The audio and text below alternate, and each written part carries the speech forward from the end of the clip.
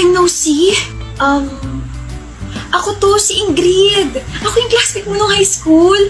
Bakit mo naman ako kinalimutan? Ikaw yata yung nakalimot sa akin. Cordelia, hindi Christina. Hala, sige. Yun kaya yung tawag ko sa'yo noon. Ah! Oo nga!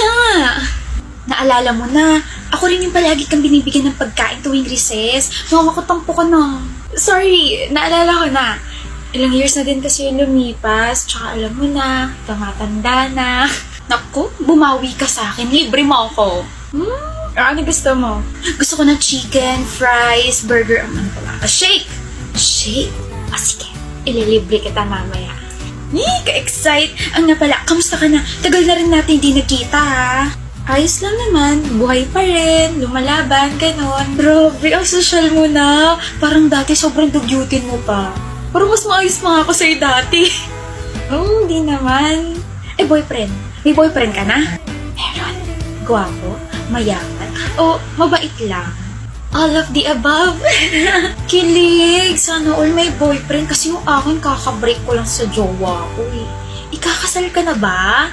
Matagal pa. Ganun. I-invite mo naman ako. Total magkaklase naman tayo nung high school eh. Ikaw, kamusta ka na? Ito, dumidiskarte lang. Talaga? Oo, hirap nga ng mga diskarte ko eh.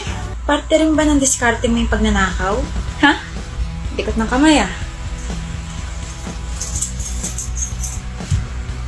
Palis ka? Day off mo ngayon ah. Ba't nandito ka, Ignacio? Ikaw, di mo naman day off ah. Ba't di ka naka-uniform? May lalakarin kasi ako, so ba't ka nga nandito? Yung ka-workmate na kapatid ko, nanakawan daw sa area na yun. Na-report na ba? O raw, kahapon. Wala naman ako kahapon, diba? Ayun, pag-uwi ng kapatid ko, kinuwento niya sa kanya yung nangyari. Kaya pumunta ako rito para magtanong. Naku po, madalas talaga pag nanakaw sa area na yan. May bagong modus sila eh. Lalapitan ng mga magnanakaw mga biktima at sasabihin ka schoolmate nila yun ng high school.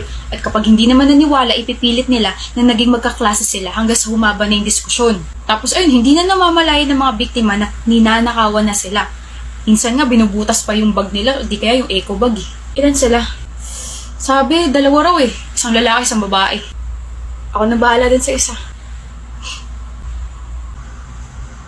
Huwag ka na tumakbo. May 2 pang polis na malapit sa'yo. Nahuli na rin yung kasama mong lalaki. Boyfriend mo raw yun? Akala ko break na kayo. Wala siyang kwenta. Garcia, dali mo niya sa presinto. Sandali! Hanip, Cordelia, ang galing mo magpanggap ha. Tayo na yung lalaki kasi nakatunog kaya naghabulan pa kami. Crush mo na naman ako, Fontabella. Oo. Huy, magtigil ka nga. Nagtatanong ka, di ba? Nagsasabi lang ako ng totoo. Palmo, tara na nga.